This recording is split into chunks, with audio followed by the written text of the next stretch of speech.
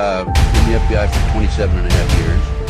And at the time of my retirement in 1979, I was the senior special agent in charge of the FBI Los Angeles office.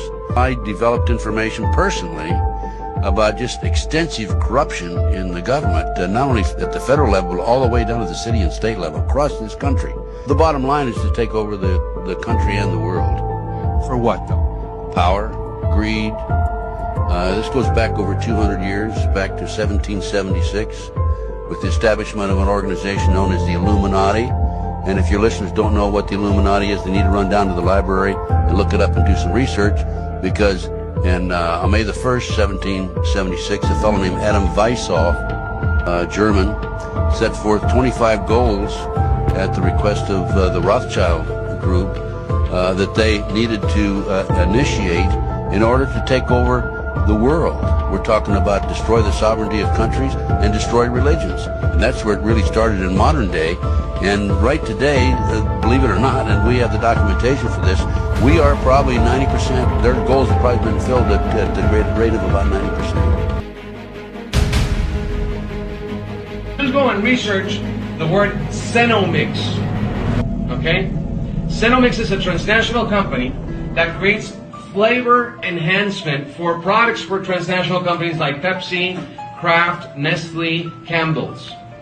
And what they've been doing is that they grabbed kidney cells from human aborted fetuses.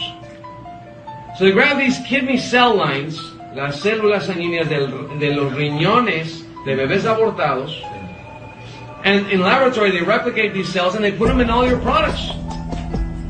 So ponen los productos. What products are we talking about? Well, we're talking about your Gatorade. Drink some aborted babies.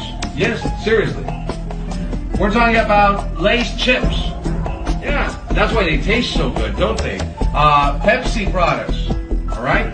Tropicana juices, Dasani water, Minute Maid. We have to not consume anything from these companies. And tell them that we're going to participate in their insane ritual. And they then decide that the key to the success of these two operations lay in an alteration in the teaching of American history.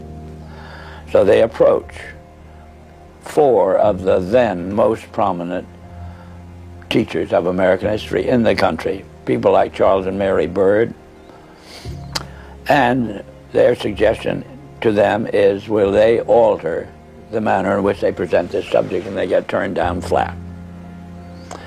So they then decide that it is necessary for them to do, as they say, build our own stable of historians.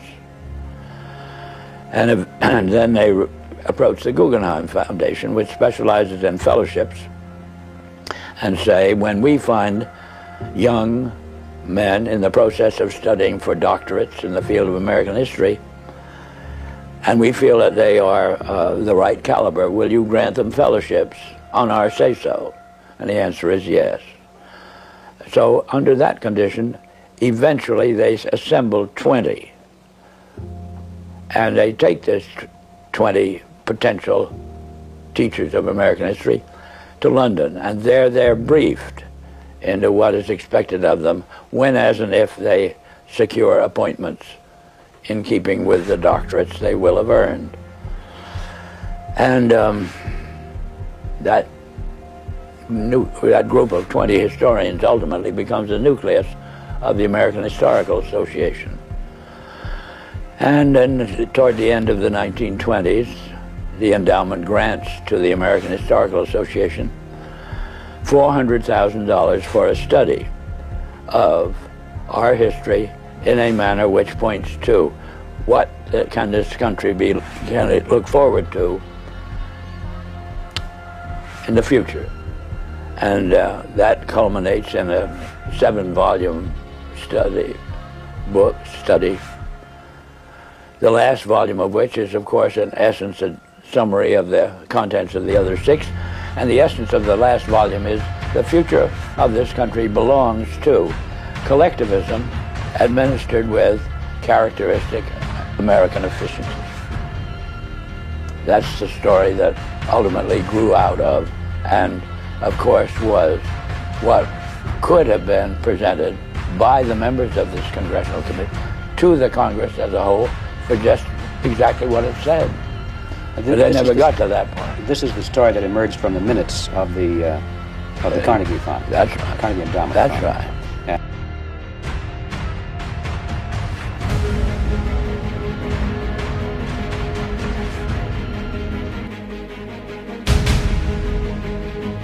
I ask the audience this. When you survey the world today, you know, when a child dies in this world of preventable disease every 2 seconds, when the economic system of the world must destroy the earth simply for that system to survive, when you see all the wars and when you see all the pain and when you see all the suffering, is it a force of love and wisdom and tolerance that is in control of this planet? Or is it a force that wishes to bring about the very hate, the very aggression, the very suffering? Because the key thing to get over, Terry, is this. When we think, it is not a vacuum. When we think, we create an energy field. This is how telepathy works. An energy field leaves one being and other beings can tune into it and read that thought. When you think thoughts of love and wisdom and of tolerance and all the things we wish to bring to the earth, you create a certain kind of thought energy, the very same energy that the Godhead sends around creation.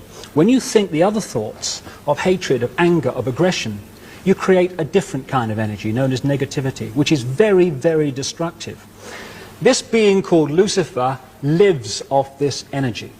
So the more that is produced on this planet, the more powerful that being becomes. Therefore, he stimulates and has stimulated this planet over 12,000 years since he's been in control to produce as much of this energy as possible.